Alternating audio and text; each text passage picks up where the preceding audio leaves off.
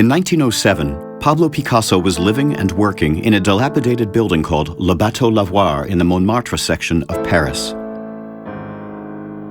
It was here that he and Georges Braque invented a new pictorial language that would later become known as Cubism.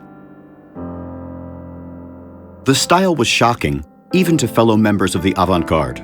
When Picasso unveiled the watershed painting Les Demoiselles d'Avignon to a group in his studio, it met with outrage and confusion. Henri Matisse assumed Picasso was making a joke. But Picasso only kept going, producing dozens of works over the next several years in which forms became even more aggressively splintered.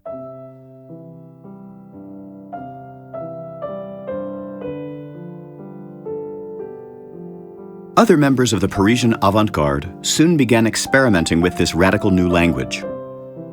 Artists like Albert Glaise and Jean Metzinger exhibited Cubist works at the salons, drawing public attention to the movement. The more the new style spread, the more outraged the Paris art establishment became. Conservative critics and artists declared Cubism tasteless. These artists were sick, deranged. Their distorted forms seemed like an attack on traditional French values. Cartoonists mocked the style relentlessly. Here we see a Cubist painter being grabbed by the collar and heroically expelled from the landscape.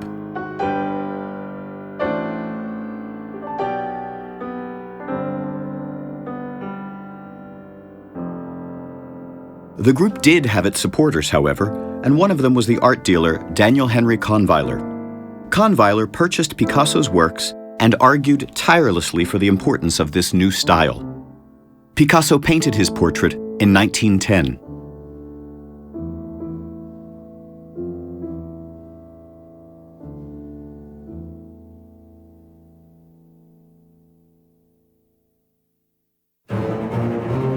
On August 3, 1914, France and Germany declared war on each other.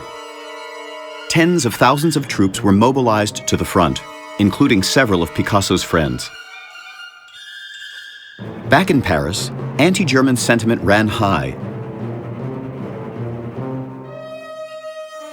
especially after the destruction of the great cathedral at Rheims in September of 1914. Anti-German propaganda spread furiously throughout France. Magazines like this one emerged. Boche was the nickname for the despised enemy soldiers. As the war raged, Cubism began to take on a strange new political dimension. In conservative circles, the style was no longer seen as merely ridiculous.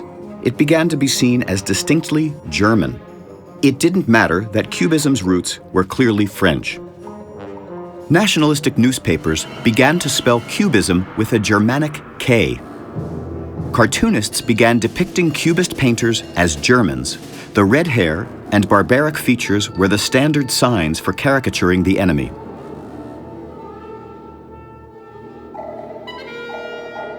Here, a German commander is rendered with cube-like forms. In wartime France, the style came to be seen as downright unpatriotic, and the fact that Picasso's dealer Kahnweiler was of German origin only added fuel to the fire. What French artists should be doing, nationalistic critics argued, was upholding the classical tradition of French art. This was the way to support one's country, by emulating revered painters like Puvis de Chavannes and Jean-Auguste Dominique Ingres, and reminding the world of France's superiority in the realm of culture. Classically drawn figures began to proliferate in wartime posters and magazines. And even in journals like L'Elan, which was founded by avant-garde artists who wanted to show their support for the war effort. Here, in this cartoon from 1922, Cubism and Classicism come face to face.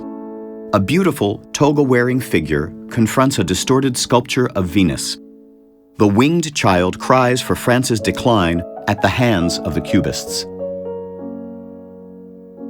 Cubism was an affront to France's self-image as the height of civilization. Its depraved forms seemed the product of barbaric German culture, and indeed, they were repackaged as such. Aesthetic form carried political meaning, whether artists wanted it to or not.